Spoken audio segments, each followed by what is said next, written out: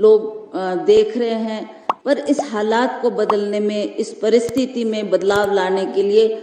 हम कहीं भी अपनी आवाज़ को नहीं उठा पा रहे थे। चाहे वो पार्लियामेंट में बहुत कोशिश की राहुल जी ने,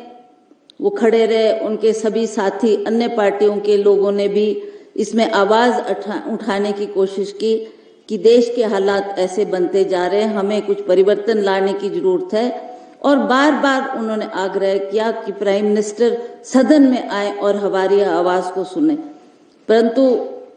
उनकी आवाज़ को नज़रअंदाज किया गया और किसी भी फोरम पर आज हमारे आवाज़ को नहीं सुना जा रहा। चाहे वो विधानसभा है, चाहे पार्लियामेंट है, चाहे कहीं भी आप प्रदर्शन करो तो वो आवाज़ इस मोदी सरकार के कानों तक नहीं पहुंचती। तो अंततः राहुल जी ने ये फैसला करा कि मैं कन्याकुमारी से अपनी यात्रा शुरू करूंगा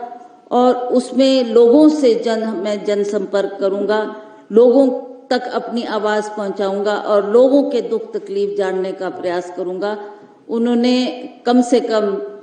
3,500 किलोमीटर का ये सफ़र तय किया है और अब अंतिम पड़ाव में वो हिमाचल प्रदेश का दौरा करते हुए भी, हिमाचल प्रदेश में भी उन्होंने 25 किलोमीटर पैदल चलकर ये यात्रा की, फिर जम्मू गए, जम्मू से अब वो श्रीनगर पहुंचेंगे और 30 तारीख को इस यात्रा में अंतिम विराम दिया जाएगा। पर हम चाहते थे, कांग्रेस पार्टी ये चाहती थी कि हम इस भारत जोड़ो अभियान को अब हम 26 तारीख को पूरे भारतवर्ष में लॉन्च कर रहे हैं और इसको हमने हाथ से हाथ जोड़ो का नाम देकर ये संदेश को घर घर तक पहुंचाने का प्रयास करेंगे,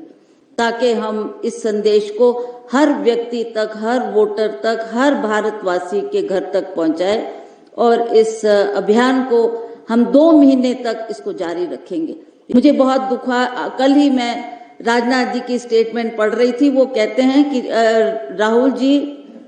अपने राजनीतिक फायदे के लिए घृणा फैलाना चाहते हैं, जो कि बिल्कुल विपरीत है। राहुल जी ने हर अपनी प्रेस स्टेटमेंट में ये कहा कि मैं घृणा और नफरत की राजनीति से हटकर लोगों में प्यार फैलाना चाहता हूँ। प्यार का संदेश लेकर हम लोगों ने इस यात्रा को शुरू किया है और ये संदेश हमारा घर घर तक जाएगा। से हिमाचल प्रदेश में भी 3,226 ग्राम पंचायतों को हम कवर करेंगे और उसी तरह से 7881 पोलिंग बूथ्स को भी हिमाचल प्रदेश में कवर किया जाएगा, ताकि कोई भी